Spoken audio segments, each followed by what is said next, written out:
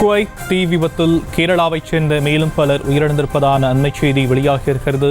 கேரளாவை சேர்ந்த 24 பேர் பலியாகி இருக்கக்கூடிய அண்மை செய்தியை பார்த்துக் கொண்டிருக்கிறோம். குவைத் தீ விபத்தில் கேரளாவை சேர்ந்த 24 பேர் பலியாகி உள்ளதாக தகவல் வெளியாகியிருக்கிறது.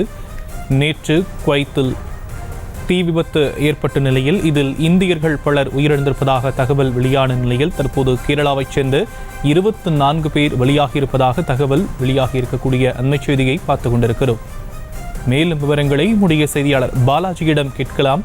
பாலாஜி, இது பற்றிய மேலும் விவரங்கள். தெற்கு குவைத்தில் உள்ள மங்காபி என்ற நிறுவனத்துக்கு சொந்தமான குடியிருப்பில் வசித்து வந்தவர்களின் கட்டடம் தீப்பற்றி இருந்தது. இதுல பார்த்தோம்னா 49 பேர் உடல் கருகி உயிரிழந்தாங்க. இதுல 40 பேர் இந்தியாவை சேர்ந்தவர்கள் என கூறப்பட்டுள்ள நிலையில தற்போது பார்த்தோம்னா இந்த உயிரிழந்தவர்களின் 24 பேர் கேரளாவை சேர்ந்தவர்கள் என்ற தகவல் தற்போது வெளியாகி உள்ளது. காலை வரை பார்த்தோன்னா உயிரிழந்தவர்களின் 14 பேர்கள் பெயர்கள் உடல்கள் கண்டறியப்பட்ட நிலையில உயிரிழப்பு தற்போது 24 உயர்ந்திருக்கு. இதுல பார்த்தோன்னா 16 பேரின் உடல்கள் பெயர்கள் கண்டறியப்பட்டுள்ளன.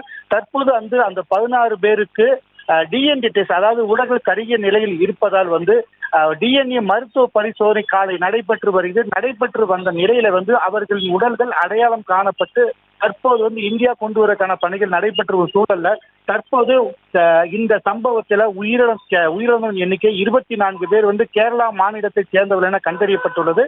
இதனிடையே செய்தியாளர்களிடம் பேசிய கேரளா சுகாதாரத்துறை அமைச்சர் வீணா ஜார்ஜ், உயிரிழந்தவர்களின் குடும்பத்திற்கு தலா 5 லட்சம் ரூபாய் வழங்கப்படும் என்றும், காயமடைந்தவர்களுக்கு 1 லட்சம் ரூபாய் வழங்கப்படும் என்றும், மேலும் மத்திய அரசுடன் பேசி இறந்தவர்களின் உடல்களை இந்தியா கொண்டு வருவதற்கான ஏற்பாடுகளை தொடர்ந்து செய்து வருவதாக தகவல் தெரிவித்திருக்காங்க. ஷியாம்,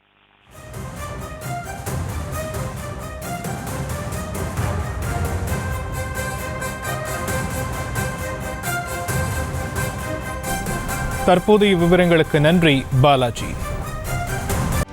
செய்திகளை உடனுக்குடனும் துல்லியமாகவும் தெரிந்து கொள்ள சப்ஸ்கிரைப் பண்ணுங்க.